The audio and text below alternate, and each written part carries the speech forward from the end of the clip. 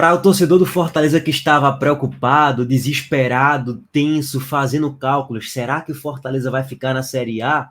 Que em momento algum eu vi o Fortaleza brigando para não cair, assim como o Internacional, tá? O Internacional até que esteve um pouquinho mais próximo da zona, mas vamos ser bem sinceros, gente, é analisar elenco, desempenho, comparar com os demais, você vai chegar numa conclusão que, cara, pro Inter cair, ele tem que fazer um esforço sobrenatural, colossal. Pro Fortaleza cair, ele vai ter que continuar fazendo um esforço colossal, sobrenatural. Mas, gente, mas o Fortaleza já estava fazendo um esforço sobrenatural, não vencia nas últimas 10 rodadas na Série A e tal.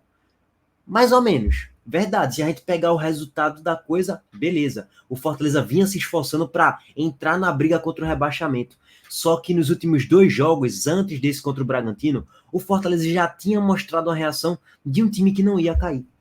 Por quê? Pegou o vice-líder, na época era o líder, né, e tal, o Botafogo, e jogou melhor do que o Botafogo e merecia vencer. Só que vacilou. A defesa e as suas pataquadas entregaram gols ali pro Botafogo. O jogo terminou no 2-2. Contra o Palmeiras, pô, o Fortaleza pegando o líder Palmeiras, e um líder bem, boa fase, emendando, engrenando em sequência de vitórias e tal, e o Palmeiras vai ser campeão da Série A, muito provavelmente.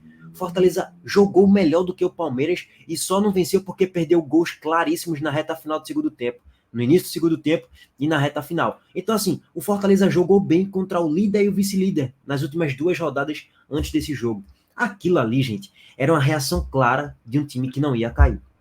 Chegou a 45 pontos, abriu uma gordurinha ali de 4 pontos para o Bahia, e ontem, com a derrota do Bahia na Fonte Nova, a permanência foi decretada. Porque, no máximo, esses times ali que brigam para não cair, Santos, Vasco, Bahia, Corinthians também, né? Ia chegar no máximo a 45 pontos. Vai, para exagerar, 46 e tal, bastava o Fortaleza empatar um jogo contra Bragantino ou Goiás ou Santos. E o Fortaleza joga mais do que o Goiás e mais do que o Santos. E tá mais bem encaixado do que esses dois times aqui, Goiás e Santos. Por falar em Goiás, então assim, era claro que o Fortaleza não ia cair. Nem ia brigar até a última rodada para não cair, não, tá? Para mim, pelo menos, estava escancarado. Assim como o Internacional. Até o próprio treinador, Eduardo Cudê. Foi o Cudê? Foi. Cudê lá ele, né? Mas ele falou isso. Cara, em momento algum eu estive preocupado com o rebaixamento, não, pô. Porque se eu analisar desempenho e tal, contexto, você chega numa conclusão óbvia. Eu sei que essa Série A contraria a lógica. Eu sei que a gente já viu bons times cair para a Série B. Caso do Grêmio 2021. Mas é exceção, né? Não é regra de um bom time cair para a Série B do Campeonato Brasileiro. Então, assim, era só questão de tempo para o Fortaleza cravar a matemática e permanecer na Série A, tá? O Fortaleza está na 11ª colocação com 48 pontos. Briga por essa vaga na Sul-Americana. Detalhe, é bom deixar bem claro, tá? Essa vaga vai até a 14ª colocação. Por quê? O Fluminense, campeão da Libertadores, abre mais uma vaguinha, tá nesse G12 aí. E o São Paulo também, campeão da Copa do Brasil, abre mais uma vaguinha. Então o G12 vira G14. Ou seja, para o Fortaleza perder essa vaga na Sul-Americana, teria que perder 4 posições, cair para a 15ª colocação, faltando 2 jogos. E no próximo jogo, o Fortaleza vai pegar o Goiás com o Castelão possivelmente lotado, no mínimo com 45, 50, 60 mil torcedores talvez. Então, assim, é muito difícil Fortaleza perder essa vaga. Beleza, que a distância não é tão grande assim. Tá com a mesma pontuação do Cuiabá, 1 ponto do Corinthians e a 3 pontos do Cruzeiro. Mas é aquilo, gente. Tá a 5 do Santos e o Fortaleza vai pegar o Goiás. Ou seja, o Fortaleza praticamente cravou a sua classificação para a Sul-Americana do próximo ano, hoje, com essa vitória contra o Bragantino, que muitos não projetavam, inclusive eu. Eu projetava ali mais ou menos um empatezinho, tá? Assim, dentro da normalidade, eu achava que o Fortaleza poderia aprontar sim hoje contra o Bragantino, mas eu não projetava, de fato, Fortaleza vencendo do Bragantino lá no Nabi Abichedi, não. Até porque o primeiro jogo foi 3-0 para o Bragantino, fora o rodeão de bola, né? Rodeão de bola lá no Castelão, no primeiro turno. Mas é o seguinte, vamos passar para o contexto aqui do Goiás, né, que caiu, né, perdeu do Grêmio, era a questão mais óbvia do mundo. O Goiás, se vencer os próximos 2 jogos, só vai chegar a 41, e o 16º é o Vasco com 42. Então, Goiás, Coritiba e América caíram. Essa era a minha projeção para os rebaixados. E minha outra projeção era o Santos. Falta só o Santos para eu cravar 100% aí dos rebaixados para a Série B do Campeonato Brasileiro, tá? E agora só resta uma vaga, que é a 17ª colocação. Tem Bahia, Santos, Bahia, Vasco, Santos, Cruzeiro e ainda matematicamente o Corinthians. Porém, a gente sabe que a chance é de 0,000001 do Corinthians cair para a Série B do Campeonato Brasileiro. Então, só são 4 times aqui mesmo brigando para uma vaga. Detalhe para o Cruzeiro, eu vou chegar no Fortaleza já já, tá? Mas é para passar o contexto da rodada. O Cruzeiro, para quem não acompanhou, o Cruzeiro massacrou o Atlético Paranaense, tá? Estatisticamente, se você analisar, aqui foram 26-6 em finalizações. O Cruzeiro perdeu o pênalti no segundo tempo, perdeu gol para Carvalho, perdeu uns 5, 6 gols claros, 6 gols feitos. Tava pipocando no Mineirão. Um jogo teoricamente não tão difícil contra o Atlético Paranaense, que não quer mais muita coisa no campeonato. Então, assim, o Cruzeiro estava pipocando, tomou um gol, tá? O primeiro gol foi de Vitor Roque, lei do ex, só que aí Matheus Pereira, aos 40 do segundo tempo, faz o gol, empate, e quase que o Cruzeiro ainda ameaçou ali para uma talvez possível virada, mas acabou no 1-1. Se o Cruzeiro vencesse e aproveitasse as chances, o Cruzeiro ele não ia cair mais. Já ia a 47, praticamente já liquidava também a situação do Cruzeiro. Só que tá com 45. E o Cruzeiro na próxima rodada vai pegar o Botafogo no Engenhão, beleza, que é um Botafogo esfacelado, que não ganha de ninguém, beleza, mas é um time que tá no G4, né? Então não vai ser jogo fácil. E é fora de casa, não é no Mineirão. E na última rodada o Cruzeiro pega o Palmeiras, em pleno Mineirão. Então não vai ser jogo fácil também. Não é nenhuma loucura projetar o Cruzeiro perdendo os próximos 2 jogos. Aí num cenário mais, vamos dizer assim, improvável, se o Santos ganhar um jogo, passa o Cruzeiro.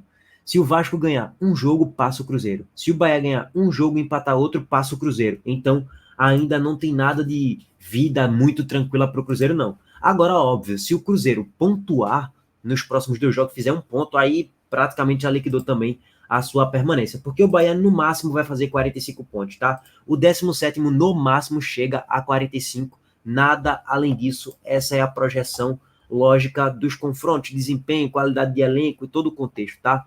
Então, só para pegar esse contexto. Agora, sobre o jogo do Fortaleza, cara, eu não sei se o torcedor do Fortaleza ele quer ouvir análise de jogo. Eu não sei. Porque, pô, acabou a temporada pro Fortaleza hoje, basicamente, venceu num jogo que ninguém projetava, então é um saldo muito positivo. Venceu, acabou a temporada. Pelo menos nem brigou para não cair até o final, vai jogar Sul-Americana no ano que vem. Aspas, tá tudo certo. Eu sei que essa aspas é muito exagerada. Mas não caiu, tá tranquilo, venceu o jogo. Essa é a análise resultadista, tá? Parabéns ao Fortaleza. Caleb, mais uma vez, espetacular, né? Como eu já vim falando para vocês, faz o quê? Uns 2, 3 meses? Eu sei que teve o problema dele de lesão.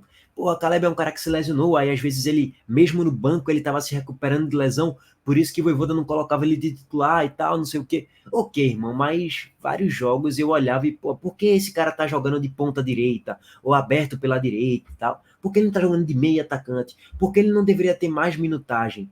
Mesmo lesão e tal, deveria ter um pouco mais de minutagem.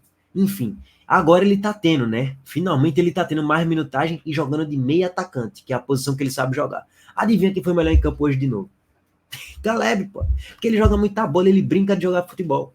Jogou muito hoje mais uma vez. Um dos poucos que se salvaram aí do Fortaleza no jogo de hoje, tá? Só para passar esse contexto aí. Mas antes de falar de Caleb, vamos passar aqui só um dado para vocês, tá? Primeiro, eu queria trazer aqui para vocês esse contexto aqui, tá? O Fortaleza ele viveu no jogo de espasmos. O Fortaleza foi extremamente eficiente no primeiro tempo. Nas 2 oportunidades que criou, fez.